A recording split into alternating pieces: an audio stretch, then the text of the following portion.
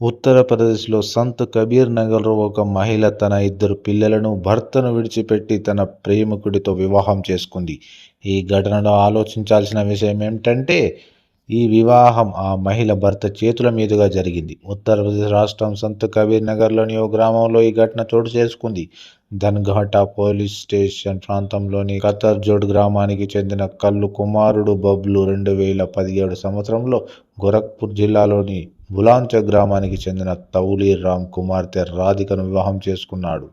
భార్యాభర్తలిద్దరూ సంతోషంగా తమ జీవితాన్ని గడుపుతున్నారు. వారి 8 సంవత్సరాల వివాహ జీవితంలో 2 పిల్లలు కూడా పుట్టారు. పెద్ద కొడుకు 7 ఏళ్ల ఆర్యన్, కూతురు 2 ఏళ్ల శివాని ఉన్నారు. బబ్లు తరచుగా జీవనోపాధి కోసం ఇంటి బయటే ఉండేవాడు. రాధిక గ్రామంలోని ఒక యువకుడితో సంబంధం పెట్టుకుంది. వీరి సంబంధం చాలా కాలం పాటు కొనసాగింది.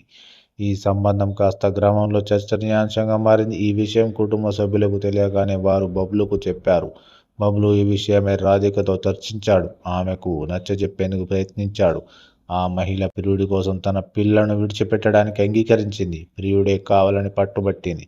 పిల్లల్ని తానే పెంచుతాను చెప్పాడు. గ్రామ పెద్దల ముందుకు రాధిక ఆమె ప్రియుడికి వివాహం చేశాడు. ఈ ఘటన స్థానికంగా పెద్ద ఎత్తున చర్చనీయాంశమైంది. ఈ వార్త విన్న ప్రజలు భిన్నాభిప్రాయాలు వ్యక్తం చేస్తున్నారు. అందరూ ఆ మహిళను తీవ్రంగా దూషిస్తున్నారు. 2 పిల్లలను వదిలి ప్రియుడి కోసం పరితపించిన ఆమెను తిట్టిపోస్తున్నారు.